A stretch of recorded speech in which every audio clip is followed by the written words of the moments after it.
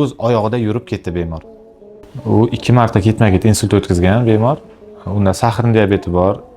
Yoshi ham 65 yoshda edi. Yurak qon tomir bilan bog'liq muammolari ham juda ko'p edi bemorimizda.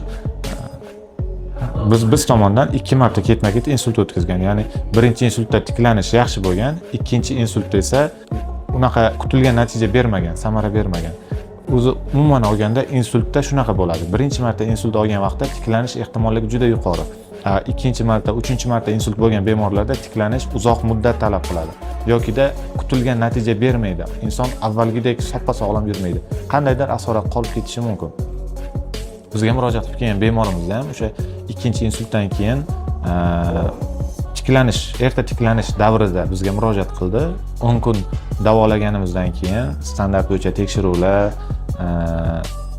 muolajalardan massaj, fizioterapiya, igloterapiya barcha muolajalarni olgandan keyin bemorda yurish 60-65% ga tiklandi.